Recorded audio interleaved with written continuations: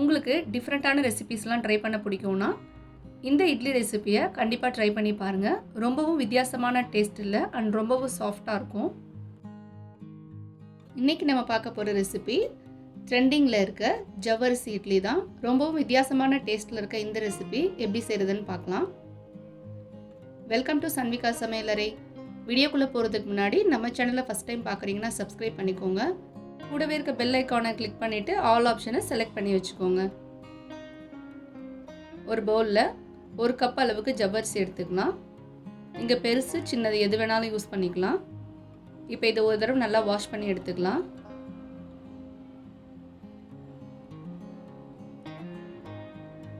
இப்போ ஜவ்வரிசி மூழ்கிற அளவுக்கு தண்ணி ஊற்றிக்கலாம். நீங்கள் 1 கப் ஜவ்வரிசி எடுத்துருக்கீங்கன்னா 2 கப் தண்ணி சேர்த்துக்கோங்க. இப்போ இது ஒரு 8 மணி நேரம் ஊற வச்சுக்கலாம். இப்போ ஜவ்வரிசி நல்லா ஊறினதும் இது கூட 3/4 கப் ரவை சேர்த்துக்கலாம். வறுத்த ரவை சேர்த்துக்கோங்க. 3/4 கப் தயிர் சேர்த்துக்கலாம். இது எல்லாத்தையும் இப்போ ஒரு தடவை நல்லா மிக்ஸ் பண்ணிக்கலாம். தண்ணிலாம் எதுவும் சேர்க்க தேவையில்லை. நம்ம ஜவ்வரிசி ஊற வச்ச தண்ணியே இதுக்கு கரெக்டாக இருக்கும்.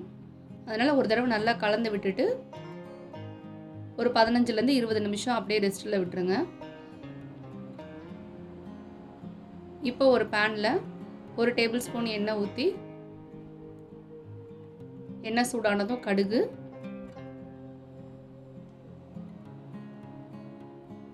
ஒரு டேபிள் ஸ்பூன் உளுந்தம்பருப்பு,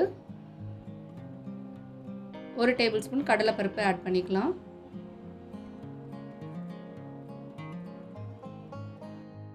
உளுந்து கடலைப்பருப்பெல்லாம் கலர் மாறுற வரைக்கும் ஒரு 2 நிமிஷம் ஃப்ரை பண்ணிக்கலாம். இதில் இப்போ பொடிசா நறுக்கின வெங்காயம், ஒரு பச்சை மிளகாய், கொஞ்சமாக கருவேப்பிலை சேர்த்துக்கலாம். வெங்காயத்தோட கலர் சேஞ்ச் ஆகிற வரைக்கும் ஒரு 2 நிமிஷம் இப்படியே வதக்கிடுங்க. இப்போ ஃபைனலாக 1/2 டேபிள் ஸ்பூன் மிளகு சேர்த்துக்கலாம். மிளகு சேர்த்து ஒரு 2 நிமிஷம் வதக்கிட்டு இந்த தாளிப்பை ரெடி பண்ணி வச்சுருக்க ஜவ்வரிசி மாவில் இதை சேர்த்துக்கலாம்.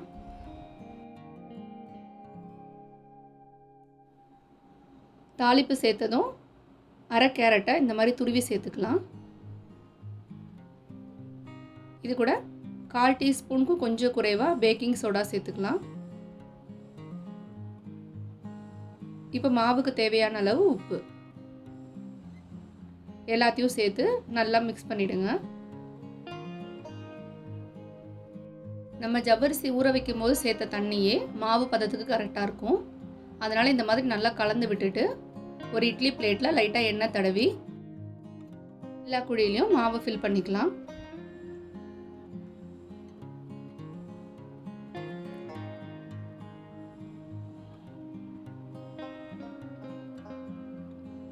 ரெடி பண்ணி வச்சுருக்க இட்லி பேட்டரை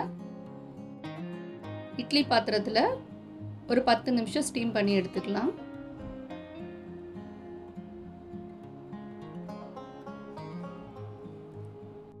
பத்து நிமிஷத்துக்கு அப்புறம் ரொம்பவும் வித்தியாசமான அண்ட் சாஃப்டான ஜவ்வரிசி இட்லி ரெடி ஆகிடும். நீங்களும் இந்த இட்லி ரெசிபியை செஞ்சு பார்த்து கூடவே புதினா சட்னி வச்சு சாப்பிட்டு பாருங்கள். ரொம்ப டேஸ்டியாக இருக்கும். இதுபோல் இன்ட்ரெஸ்டிங் அண்ட் டிஃப்ரெண்ட்டான ரெசிபீஸ்லாம் பார்க்கணுன்னா நம்ம சேனலை மறக்காமல் சப்ஸ்கிரைப் பண்ணிக்கோங்க. வீடியோ பிடிச்சிருந்தா லைக் பண்ண மறக்காதீங்க. கண்டிப்பாக ஷேர் பண்ணுங்கள். அடுத்து ஒரு இன்ட்ரெஸ்டிங் அண்ட் ஈஸியான ரெசிபீஸோடு மீட் பண்ணலாம்.